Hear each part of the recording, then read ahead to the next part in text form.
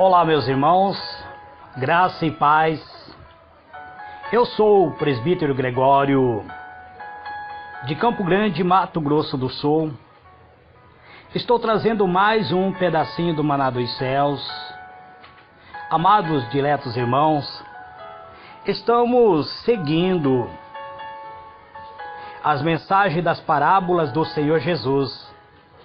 As parábolas do Senhor Jesus não são fábulas, mas são palavras de edificação, verdadeiros manancial de vida. São portas que se abrem ou portas que se fecham. Depende da maneira como nós o aceitamos. Se aceitarmos essas palavras e aplicamos em nossos corações, serão portas que irão se abrir para nossas vidas, nos conduzindo ao reino dos céus. Se a rejeitarmos, será portas que irá se fechar e provavelmente iremos perder o direito de fazer parte do reino dos céus. Hoje eu quero vos falar sobre as 10 virgens.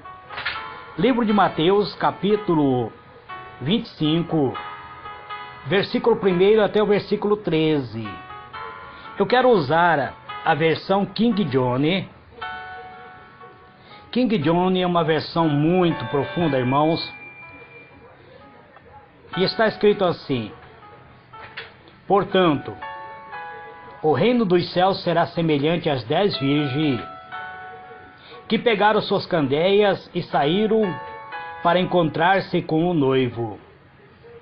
5 delas eram sábias, mas outras 5 eram inconsequentes. As que eram inconsequentes, ao pegarem a sua candeia, não levaram óleo de reserva consigo. Entretanto, as prudentes levaram o óleo em vasilha junto com suas candeias. O noivo demorou a chegar, e todos ficaram com sono e adormeceram. À meia-noite, ouviu-se um grito: eis que vem o noivo, sai ao seu encontro. Então todas as virgens acordaram e foram preparar suas candeias. As insensatas recorreram às sábias: dai-nos um pouco do vosso azeite, porque as nossas candeias estão se apagando. Porém as sábias responderam: não podemos, pois assim faltará tanto para nós quanto para vós outras. Ide, portanto, aos que vendem e comprai-o. Mas saindo ela para comprar, chegou o noivo. As virgens que estavam preparadas entraram com ele para o banquete da núpcia, e a porta foi fechada.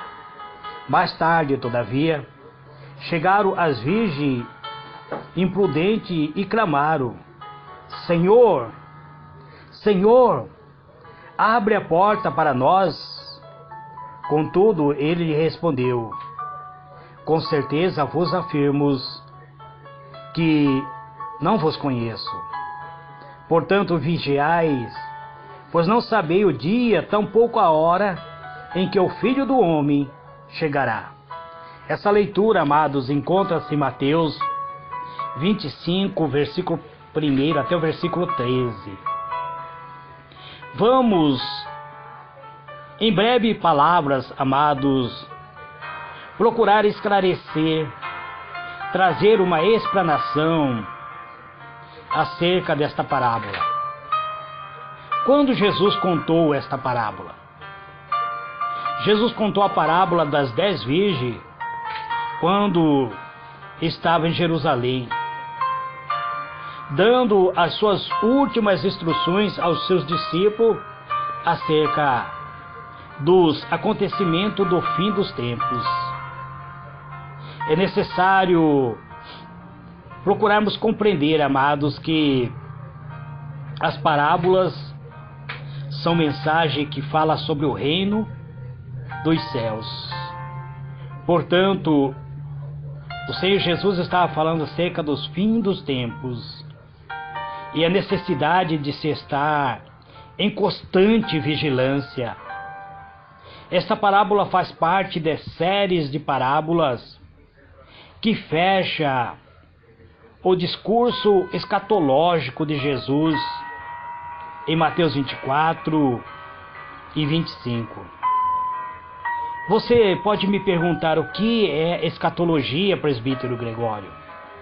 Escatologia são mensagens que fala sobre os últimos acontecimentos, que fala sobre o fim dos séculos, o fim de toda a era, amados irmãos. Qual é, então, o significado desta parábola? O significado da parábola das 10 virgens está relacionado à vigilância na espera pelo retorno do Senhor Jesus. Ou seja, o dia da vinda a segunda vinda do Senhor Jesus, ou seja, o arrebatamento da igreja. Então fala sobre a necessidade de estarmos constantemente esperando a vinda do Senhor Jesus para levar a sua igreja, para arrebatar a sua igreja, para que a igreja permaneça com ele eternamente. Obviamente, o noivo da parábola é o próprio Cristo. No que diz respeito à identidade das virgens, tanto as loucas quanto as prudentes, muitos intérpretes já foram sugeridos, amados, muitas interpretações foram sugeridas acerca destas 10 virgens.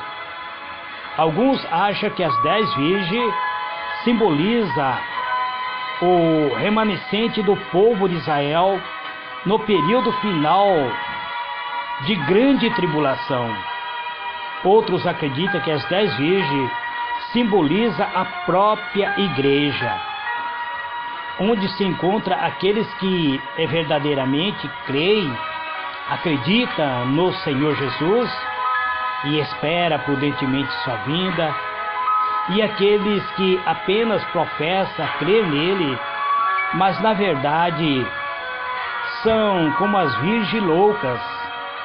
São pessoas que se dizem servo do Senhor, até professam uma religião, têm aparência de um verdadeiro cristão, mas na verdade são simplesmente religiosos, não são transformados, não armazenaram dentro de si o óleo do Espírito, não armazenaram dentro de si a presença essencial para poder fazer parte do reino dos céus. Muita gente também já tentou atribuir o significado para cada elemento que compõe a parábola, como o óleo, a lamparina, o sono, a virgindade das damas e de honra. Todavia, não há unidade com relação a isto.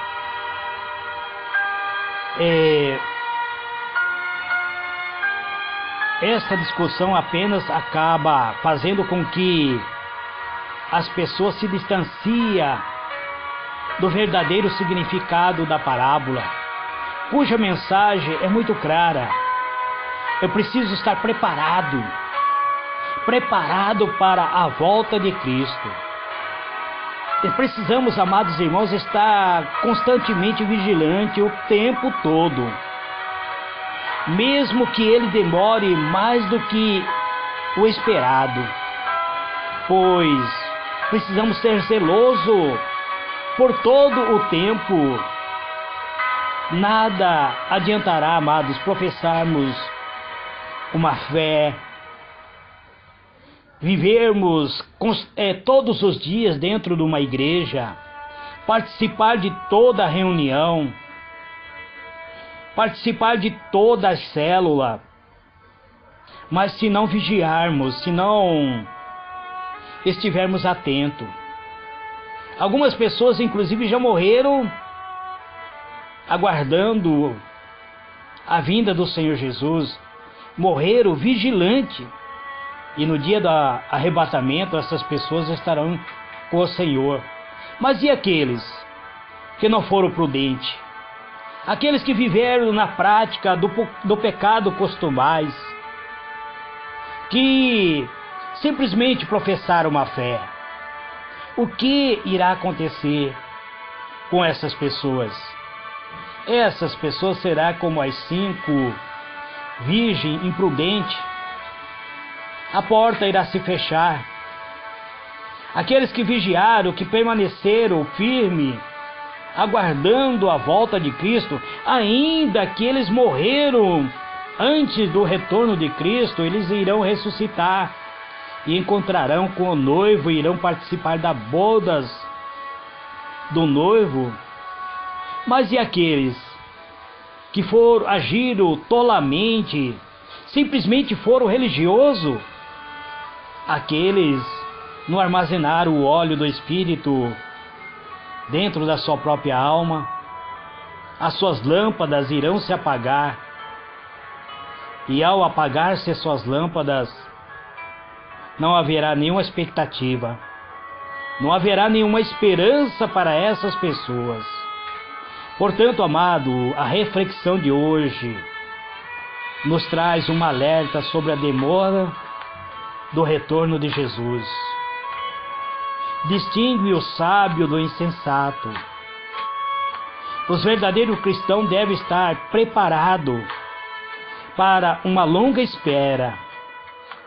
Quando Cristo voltar, quando o Senhor Jesus Cristo voltar, não haverá possibilidade de uma segunda chance para os que não estiverem preparados.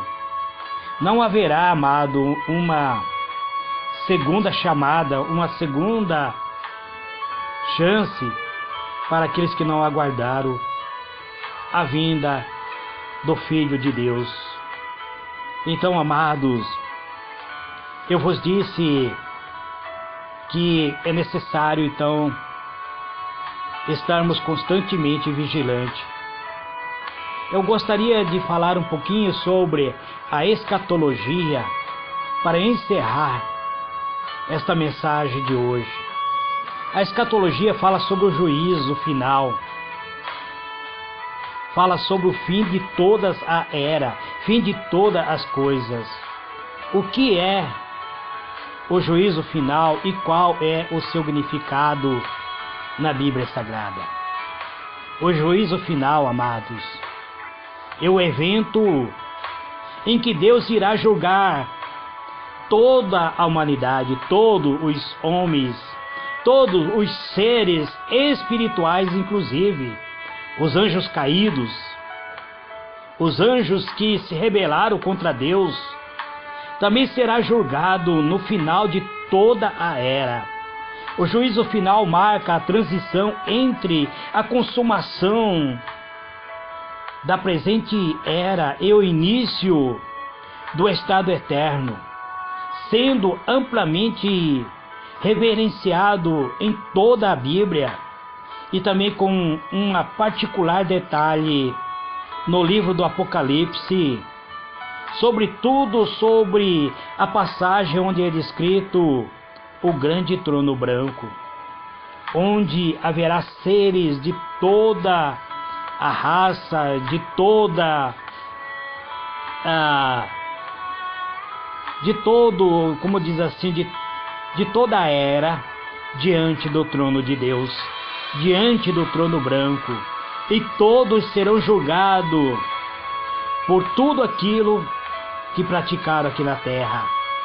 E os seres espirituais também, ou seja, os anjos caídos, também irá ser julgado nesse final de todas as coisas, no juízo final. Então, sabemos que a escatologia não é um tema fácil, e há muita discussão entre os cristãos nessa era, amado, nesse período dos dias atuais, sobre a escatologia. Muitas pessoas tentam definir a Deus. Muitas pessoas tentam explicar a Deus. Muitas pessoas querem enquadrar a Deus. Querem colocar Deus, muitas vezes, como diz numa palavra vulgar, na parede para que Ele haja a favor de cada um. Mas Deus é Deus.